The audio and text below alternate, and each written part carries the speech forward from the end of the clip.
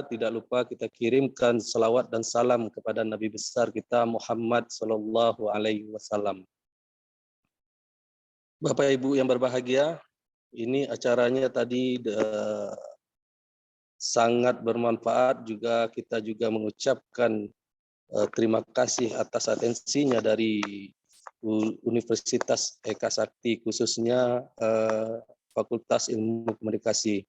Yang terhormat Bapak Rektor UNES, Pak Dr. Profesor Dr. Otong Rosadi SHMH, yang tadi telah membuka acara kita secara resmi. Juga tadi saya melihat ada Pak Wakil Rektor 3, Pak Mahmud. Ini sebelumnya Pak Mahmud ini sudah pernah bertemu kita, kalau tidak salah di Hotel Rocky tahun 2018 ketika kita melaksanakan BIMTEK mengenai bursa kerja. Nah, tadi alhamdulillah kita dengar UNES telah berdiri untuk CDC-nya atau Career Development Center-nya, tetapi masih kurang pada pergerakannya. Yang ketiga, yang terhormat kepada Bapak Dekan Ilmu Komunikasi ini, Pak Dr. Sumartono. Ini luar biasa nih, atensinya Bapak ini punya YouTube, Instagram, lebih maju lagi daripada milenial saat sekarang ini yang memerlukan penghasilan melalui YouTube. Wah, itu luar biasa dampaknya. Yang keempat, Ibu moderator sendiri yang cantik, kita juga pernah bertemu, Ibu Susi Yulias Tanti, dan Bapak Ibu semua narasumber terdahulu, Ibu Zumiarti juga, dan kawan-kawan peserta UNES Job Fair Virtual 2021. Perkenankan saya mengulang lagi untuk perkenalan diri. Nama saya Ahmad Ridho, saya memangku jabatan pengantar kerja ahli muda pada Dinas Tenaga Kerja dan Transmigrasi Provinsi Sumatera Barat. Nah, apa sih pengantar kerja itu? Pengantar kerja adalah bagaimana membina, baik sebelum memasuki dunia pekerjaan, seperti kawan-kawan sekarang yang lagi kuliah sekarang ini, kita arahkan supaya jangan ketika tamat, jangan menambah angka pengangguran kita di Provinsi Sumatera Barat. Juga membina pada saat bekerja, terjadi permasalahan, terjadi konflik, kita juga akan memberikan binaan untuk penyelesaiannya. Yang ketiga adalah pada saat purna tugas, kita membina bagaimana kawan-kawan yang telah purna tugas untuk dapat tetap produktif. Bapak Ibu yang terhormat, izinkan saya menyampaikan dengan materi sistem penempatan kerja, aplikasi Sisnaker, dan program kartu prakerja. Oke, ini bentuk struktur ketenagakerjaan kita di Provinsi Sumatera Barat berdasarkan data Sakernas BPS rilis November 2021. Penduduk usia kerja kita itu berjumlah 4,08 juta orang. Penduduk usia kerja ini artinya penduduk yang berusia 15 sampai dengan 60 tahun yang masih produktif untuk melaksanakan suatu pekerjaan atau menghasilkan. Jadi penduduk usia kerja ini terbagi dua. Ada angkatan kerja dan bukan angkatan kerja. Apalagi itu angkatan kerja. Angkatan kerja ini adalah penduduk yang berusia 15 sampai dengan 65 tahun yang tidak sedang menjalani pendidikan formal, bukan ibu rumah tangga, atau lansia yang tidak mempunyai atau tidak memiliki kualitas lagi untuk melakukan kegiatan produktivitas. Permasalahan kita sekarang ada di angkatan kerja ini yang 2,76 juta orang. Nah, angkatan kerja ini terbagi dari bekerja dan pengangguran. Di Agustus 2021, yang bekerja kita ada sebesar 2,58 juta orang. Ini terbagi kepada pekerja penuh. Pekerja penuh kita 1,60 juta orang, yang artinya pekerja penuh ini adalah kawan-kawan yang bekerja di atas 35 jam seminggu dan tidak mencari pekerjaan lainnya. Sedangkan pekerja paruh waktu kita ada di angka 0,72 juta orang, 0,72, Bentar. Ini artinya kawan-kawan yang bekerja di bawah 35 jam satu minggu dan tidak mencari pekerjaan lainnya. Untuk saat sekarang ini, angka di pekerja paruh waktu ini, kalau dibandingkan dengan pekerja penuh, lebih besar penghasilannya pekerja paruh waktu ini. Bagaimana itu nanti kita jelaskan. Yang ketiga ada namanya setengah penganggur. Ini kita khusus untuk di Sumbar, ini sangat banyak. Setengah penganggur ini kita ada di angka 0,26 juta orang. Nah, apa artinya setengah penganggur? Yaitu kawan-kawan yang bekerja kurang dari 35 jam satu minggu dan sedang mencari pekerjaan tambahan atau pekerjaan lainnya. Nah, kalau di Minang ini kita ibaratkan pekerja-pekerja yang mengikuti keluarga. Seperti saya dulu ketika tamat SMA, saya ngikut keluarga ke Jakarta, bantu-bantu untuk dagang nasi Padang, dan diberi hasil istilahnya seadanya. Gitu. Jadi tidak mencukupi untuk saya melakukan pendidikan melakukan penghidupan yang layak. Sebab kita sudah makan sudah ditanggung, tinggal sudah ditanggung, dan dibiayai juga dengan pendidikan kita. Jadi saya waktu ketika tamat SMA masuk ke dalam setengah penganggur ini. Ini kita di Sumbar sangat banyak. Contohnya habis Lebaran nanti kawan-kawan yang merantau di luar daerah Provinsi Sumatera Barat nanti dibawa anak kemenakan yang ada di kampung untuk mengikuti kerantau, diberi pekerjaan untuk membantu dan diberi upah seadanya. Nah, permasalahan kita bersama sekarang adalah berada pada ini, yang titik kuning ini, yaitu pengangguran 0,18 juta orang. Ini alhamdulillah di 2021 Agustus posisinya sudah turun 10,66 ribu orang. Nah, dibandingkan 2020 karena terdampak COVID, kita jumlah pengangguran kita ada sebesar 190 ribu orang, kurang lebih turun menjadi 180 ribu orang lebih. Kita lanjut.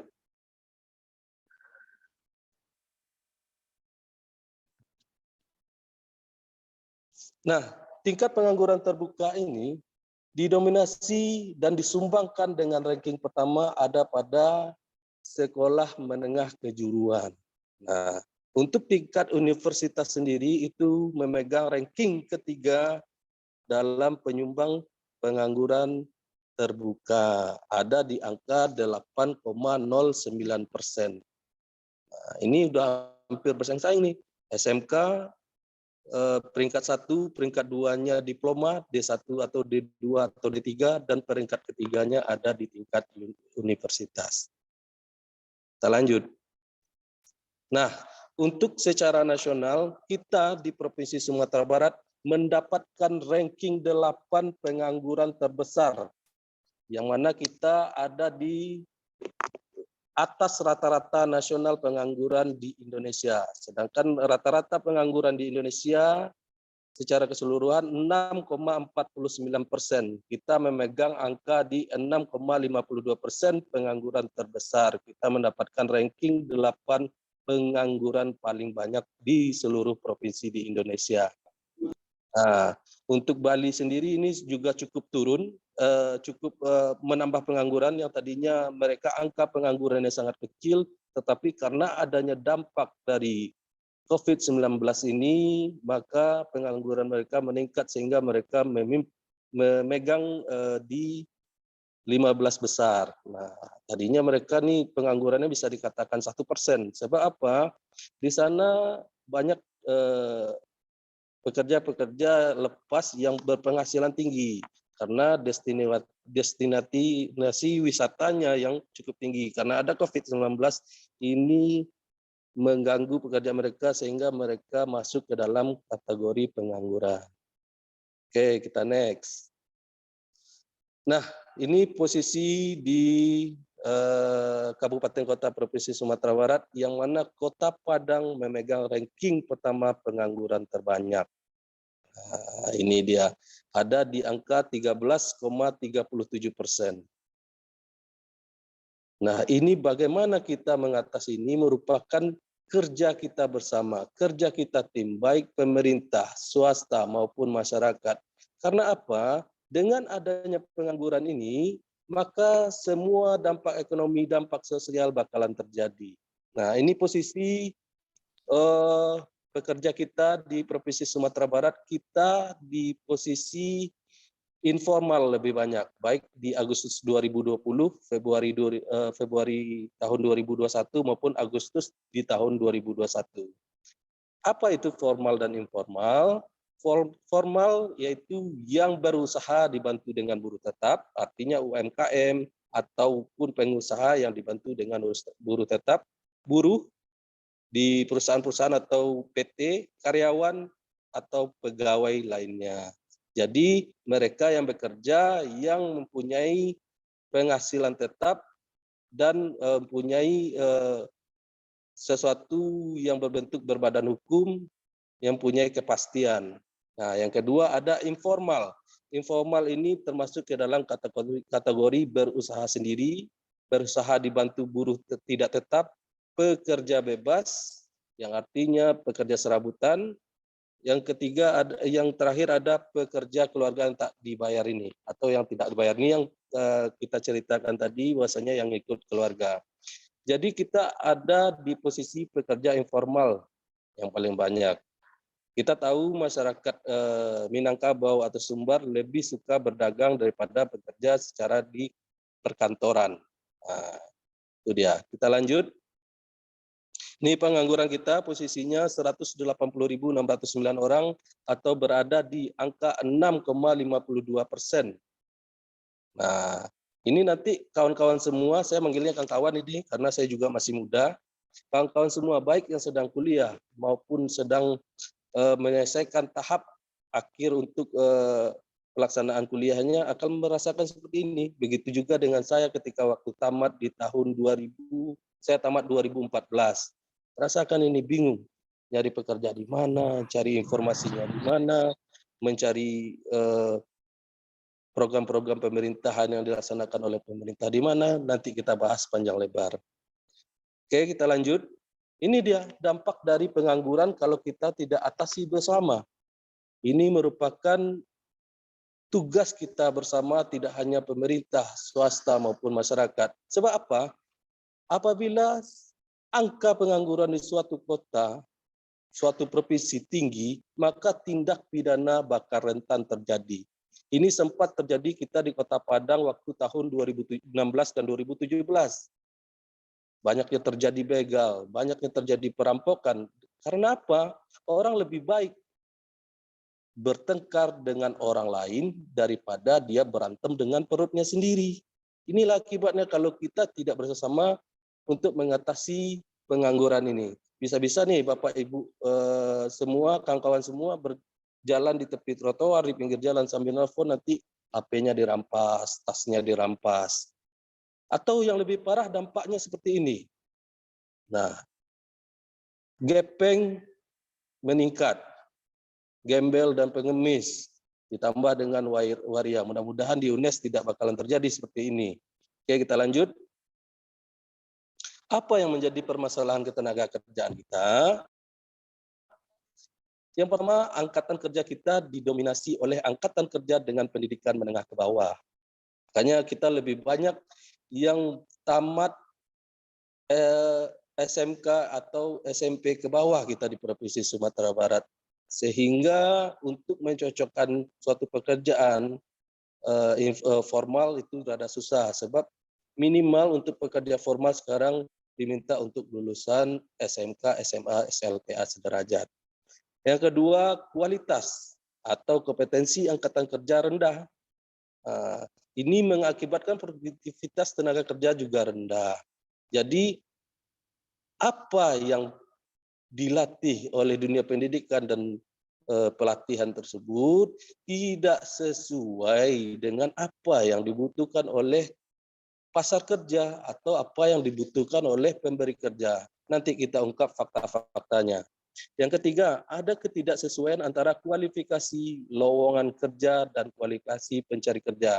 Ini juga termasuk yang dilatih jurusan A, tetapi pasar kerja tidak membutuhkannya pada kondisi serba digital saat sekarang ini. Tetapi jurusannya atau ilmu jurusannya tidak sesuai dengan apa yang dibutuhkan. Nah, di Provinsi Sumatera Barat kita ditambah dengan dampak COVID-19, pengangguran kita dan setengah pengangguran kita masih cukup tinggi. Bisa dikatakan di kampung saya itu setengah pengangguran ini sangat banyak. Kenapa? Banyak yang ikut keluarga kah namanya, atau ikut orang kampung untuk merantau ke luar Provinsi Sumatera Barat dan membantu-bantu di tempat usahanya sanak atau familinya tersebut. Jadi diberikan upah seadanya, tidak memadai bagi yang ngikut itu untuk berkehidupan layak, sehingga mereka masih membutuhkan pekerjaan-pekerjaan lainnya untuk memenuhi kebutuhan tersebut. Yang ketiga, yang nomor 5, kita sama-sama tahu bahwasanya di Provinsi Sumatera Barat untuk saat ini investasi jarang masuk, tidak ada masuk, bisa dikatakan pabrik-pabrik tidak ada tambahannya di sini, sedangkan pencari kerja kita meningkat bisa saya katakan setiap 3 bulan ya, sebab universitas itu melaksanakan wisuda ada yang 3 kali setahun, ada yang 2 kali setahun, jadi selalu meningkat. Tetapi kesempatan kerja kita yang sangat terbatas, sehingga perlu kita bagi ke dalam penempatan akad atau di luar Provinsi Sumatera Barat. Nanti kita bahas. Nah, yang terakhir ini, kurangnya minat berwirausaha bagi pendidik kawan-kawan lulusan baik itu SMK, SLTA sederajat D1, D2, D3 maupun kawan-kawan yang lulusan sarjana. Nah, ini seharusnya mata kuliah untuk berwirausaha ini lebih diperbanyak. Sebab apa? Karena terbatasnya kesempatan kerja formal baik di dalam Provinsi Sumatera Barat maupun secara lingkup nasional, kita harus memberikan pemahaman, memberikan pengetahuan agar kawan-kawan calon alumni kita lebih berminat berwirausaha. Tetapi ini tidak bakalan sulit, sebab di Provinsi Sumatera Barat ini untuk berwirausaha ini sebenarnya sudah ada di dalam darah daging kita sebenarnya. Sebab dari zaman nenek moyang kita sampai zaman sekarang, orang Minang dikenal sebagai orang yang perantau dan orang yang berwirausaha. Oke, kita lanjut. Nah, ini dia berdasarkan konvensi ILO yang dibicarakan di ILO, ada 10 profesi yang bakal terancam punah atau diganti oleh mesin. Ini yang saya katakan tadi, bahwasanya jurusan-jurusan yang ada di latih di dunia pendidikan itu sebenarnya tidak dibutuhkan lagi oleh pasar kerja, sebab sudah digantikan oleh mesin di zaman serba IT sekarang ini. Teller bank contohnya. Teller bank kita sudah sama-sama tahu kenapa bakalan dihapus di 10 tahun mendatang. Kawan-kawan otomatis ketika memasuki mesin ATM, sekarang mesin ATM dilengkapi dengan store tunai, tarik tunai. Nah, ke depan ini teller bank tidak diperlukan lagi, sebab kita mau store bisa kapan saja, tidak perlu lagi ke bank untuk melaksanakan store. Cukup datang ke mesin ATM yang bisa store tunai, itu langsung masuk ke dalam uang tunai tersebut, bisa masuk ke dalam rekening kawan-kawan sekalian. Yang kedua, ada kasir. Ini bakalan hilang nih 10 tahun mendatang. Kasir ini sekarang kawan-kawan tahu sudah banyaknya e-wallet, e-money seperti OVO, Gojek, Dana, Link Aja. Nah, sekarang sudah diterapkan ke warung-warung kecil juga, seperti warung pecel lele. Saya beli pecel lele itu bukan pakai duit cash lagi, cukup tinggal scan barcode saja. Saya bawa barangnya pulang. Sehingga ke depannya kasir buat mengembalikan duit, memberikan nota itu tidak perlu lagi. Nah, yang ketiga, ini yang paling krusial ini, yang di nomor 5, tukang pos. Ini di zaman saya waktu kecil masih ngelihat juga Pak Posnya ngantarin dengan sepeda motornya, ngantarin surat, ngantarin paket, dan segala macamnya. Tetapi dengan zaman sekarang ini, bisa dikatakan surat lebih cepat nyampenya dilaksanakan melalui WhatsApp kah namanya, melalui email namanya. Jadi saya nggak pernah ngeliat lagi Pak Pos ngantarin surat pakai motor ini. Ini sudah mulai terjadi saat sekarang ini. Nomor 8, reporter. Nah, reporter ini bakalan hilang ini. Jangan ada lagi jurusan reporter, sebab sudah diprediksi 10 tahun mendatang bakalan hilang. Kenapa? Di zaman media sosial sekarang ini, apapun yang terjadi, misalnya nih, kecelakaan nih, ada kita di situ. Bukan orangnya yang dibantu dulu, tetapi difoto dulu, di kamera dulu. Nah, sehingga nanti perangkum berita cukup merangkum berita-berita yang viral di media sosial. Dimanapun kejadian-kejadian yang bersifat dapat diberitakan, orang bisa langsung lihat pada saat itu juga. Jadi tidak diperlukan lagi reporter. Sebenarnya kita di generasi plus 62 ini sudah jadi reporter semua. Termasuk juga Pak Dr. Sumartono tadi kan mempunyai akun media sosial, Facebook dan segala macamnya. Nah, ini di sisi sebelahnya saya tampilkan pekerjaan-pekerjaan baru generasi milenial yang menghasilkan penghasilan yang luar biasa. Yang saya sampaikan tadi, yang setengah penganggur mempunyai penghasilan yang lebih banyak daripada yang pekerja penuh. Nah ini dia, pertama ada Selegram. Selegram ini, waduh luar biasa ini penghasilannya. Cukup mereka, saya ingat betul itu, karena istri suka sering melihat-lihat yang mukbang itu, makan mie satu piring besar, mic-nya didekatin di dekat mulutnya, lalu kalau kata orang Minang baca capak makannya, nah, itu kita tonton mereka dapat duit. Dapat duit dari kita tonton itu. Nah, belum lagi dapat duitnya dari endorse. Endorse artinya mereka mempromosikan suatu produk atau suatu barang. Nah, mereka promosikan di situ, apalagi endorse-nya biasanya kalau untuk yang mukbang-mukbang itu adalah di bagian produk makanan. Yang kedua ada game review. Nah, ini luar biasa sekarang nih penghasilan untuk game review ini. Jadi tugasnya adalah mereka yang memainkan permainan tersebut memberikan tanggapan kekurangan dari suatu game, di mana supaya gamer-gamers ini nyaman untuk bermain. Mereka lah yang memberikan rekomendasi. Ini pekerjaannya cukup di rumah, mereka main-main game, nanti mereka amati kekurangan-kekurangan disampaikan ke yang punya aplikasi game, itu mereka dapat duit. Nah, belum lagi gamersnya. Sekarang saya lihat di TV-TV nasional sudah mulai menayangkan seperti Mobile Legends dan segala macamnya. Itu luar biasa gaji mereka dari bermain game. Yang ketiga ada vlogger. Ini juga nanti termasuk Pak Dekan juga ada di dalamnya. Pak Dekan, Pak Rektor juga. Ini saling bersaing-saing ini untuk bagaimana pengikut. Nah, ini Bapak Ibu, kawan-kawan semua. Dengan Bapak Ibu, kawan-kawan semua menonton, itu kalau sudah mencapai target untuk menjadi akun atau akun istilahnya yang menghasilkan, kalau nggak salah saya YouTube itu